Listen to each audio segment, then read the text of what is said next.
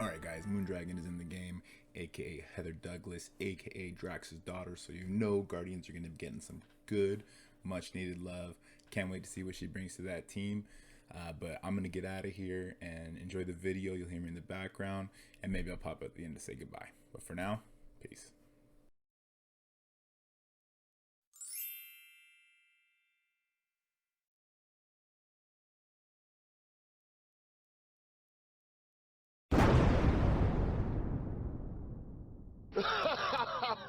Yes!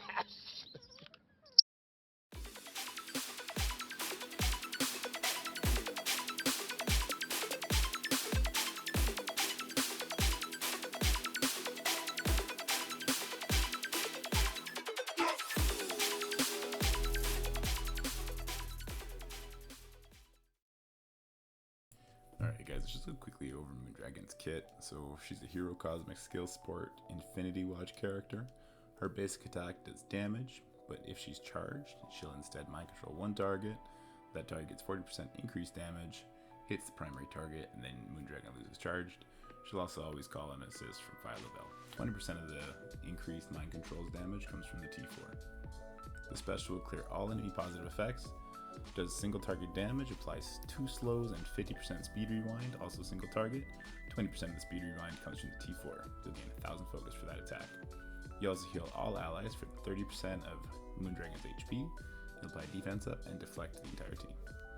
If the enemy is a protector and has immunity, you'll flip that and give your Infinity Watch team immunity. Next, her ultimate heals all allies for 30% of Moondragon's life. 15% of that comes from the T4. It'll apply AoE defense down to the entire enemy team for 2 turns. It's huge, and it does 40% damage to all. Her passive, if there's 3 Infinity Watch team members, she'll gain charged. She'll also gain charged on kill of an enemy. And if any Infinity Watch member drops below 50% life, he'll grant defense up and deflect that member. Infinity Watch also gains 60% focus and resist, 20% of which comes from the T4. Now, like everyone else, I'm recommending Striker for her ISO. Just the way it's going to work with the Nebula interactions can be huge damage. With that ISO level 2 blue, get it up to level 3, it's going to be crazy. Once I get it up there, I'll for sure show you guys that. It's just nuts. As far as T4 priority goes, I'm going special passive basic ultimate. The little bit of controversy there. The ultimate is being recommended by everybody, but it is a turn 3 ability. So you're not using it until later in the fight, and I only think certain matchups are going to benefit from that, namely mirror matchups and Heroes for Hire in War. So I think you can prioritize that one last. Alright, so Moondragon definitely changes the arena, kind of. So she allows this team to beat Doom teams, but she is susceptible to the Zemo counter just because she doesn't have that immunity or safeguard from Adam Warlock. So they're going to do even better in arena with Adam Warlock, of course. But I got some footage of a bunch of different comps that I used in arena lately. It's a lot of fun. So you see we use that special from Moondragon on the Doom. He ever winds him, he doesn't get to use his ult. And then my big Gamora is just gonna run roughshod over the enemy team. So that was a Doom variant. It was very quick. Here comes a Zemo variant. Now the enemy team didn't have an Emma, so it was a twin cost. We lost the twin cost, and the the ability block went on Phyla-Vell. So as you see, I'm one-shotting these Kestrels. We put the slow on Doom, but that was a mistake because the Doom got slow from Zemo. He actually hasn't taken his first turn yet, and so he's going to end up using his ultimate here. But here's a funny thing about Infinity Watch. Gamora and Nebula happen to come back, and they are just absolutely beasts. And there you go. So we win that fight anyway.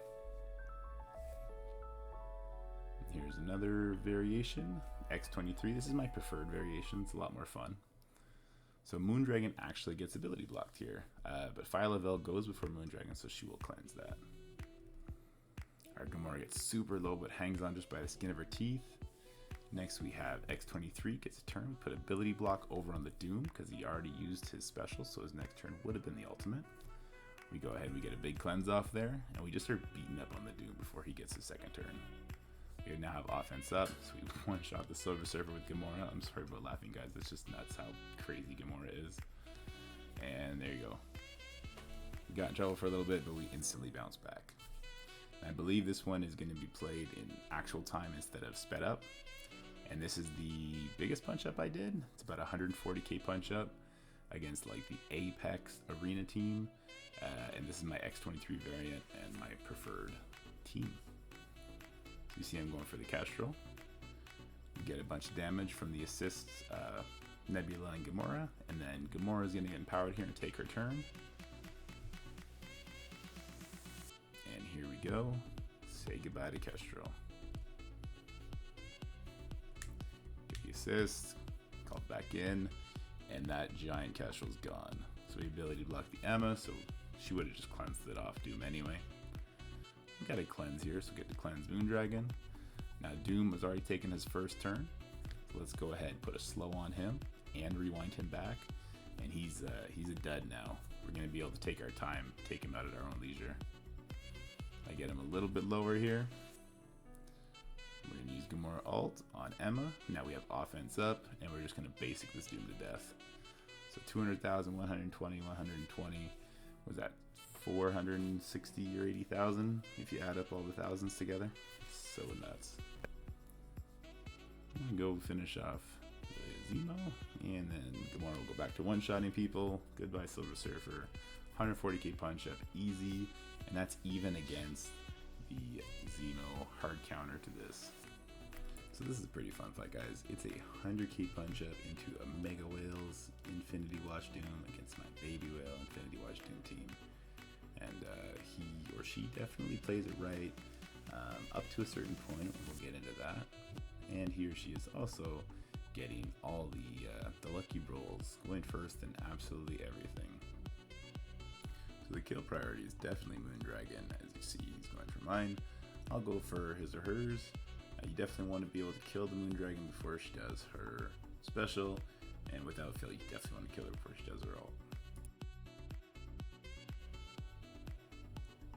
So my Moondragon goes down right away because the Nebula basic goes right through that death proof. And now it's not looking so good. Moondragon does get a turn. Here's a little bit of a mistake. Puts the slow and the turn rewind on Doom. And beats him up a little bit. And here comes the more pivotal mistake is we have a defense down on our Gamora. And this individual is going to attack my Gamora, knocking her real low. Even if she were to die, she would have came back, right? I get to one-shot the Moondragon, which is cool. But more importantly, my Doom now has taunt. Now, I shouldn't have went for the enemy Doom here. I didn't even realize my Doom had taunt. I guess everyone's still learning these kits, right? So there was a chance there I could have knocked him into having his, that Doom into having his ult up first. However, because of the taunt, the person is forced to push my Doom to have his ult and the ability energy, right? So the fact that I didn't take the first turn actually helped me in this case. So we get to use our ult, we flip everything on the enemy Gamora, we hit our fancy ult button and take out the entire team. And now my Gamora will go ahead and finish off everybody else.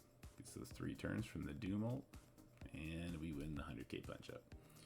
So just a little mistake there. Don't knock the Gamora low. It's going to put a taunt out there, and if that taunt lands on Doom, you're going to be forced to go in there and eat that damage.